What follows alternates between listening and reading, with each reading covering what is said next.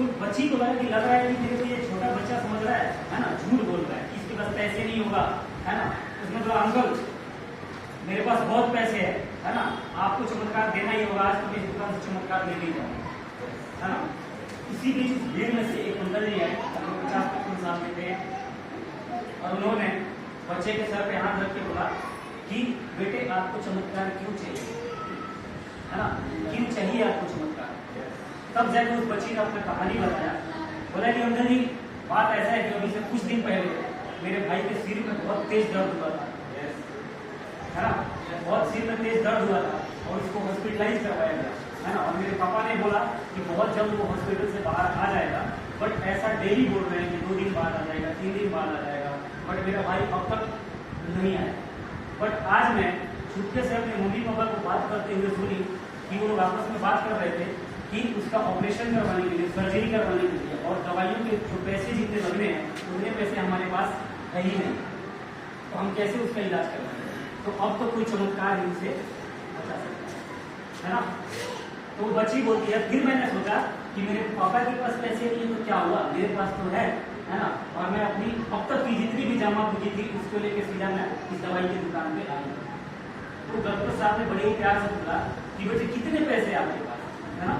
उस बच्ची ने आराम से अपने गुल्लक को नीचे खोला, है ना, और उसमें जितने पैसे थे उसने बटोरा और गिन के बताया कि अंकल जी मेरे पास पूरे 19 रुपए है ना।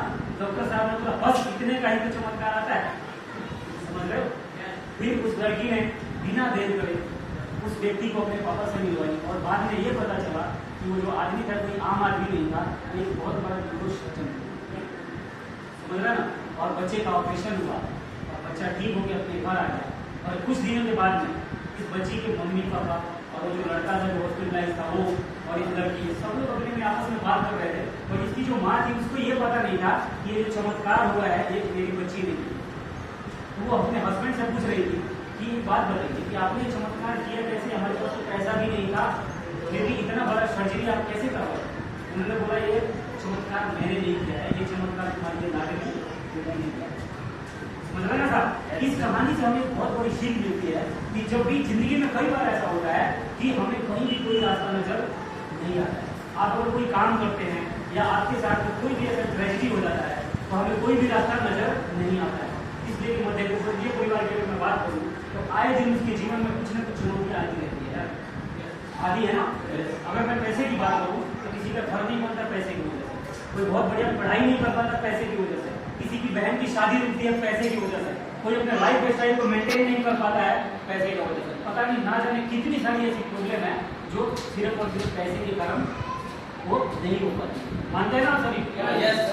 तो लेकिन इसी बीच में जो हमारे अंदर का जो बच्चा है ना, चाहे कितनी भी परेशानी हो, हमारे अंदर का जो बच्चा है वो कभी भी प्रयास करने से हार मानता ही नहीं, इसलिए कि बच्चे को इम्पॉसिबल कुछ लगता ही नहीं, है ना।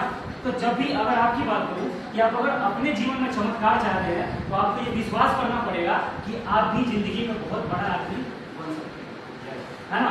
आप भी करोड़ों रुपए कमा सकते हैं, आप भी लाखों रुपए कमा सकते हैं और आप भी वो सब कर सकते हैं जो आज बहुत सारे अमीर लोग ऑलरेडी कर रहे हैं।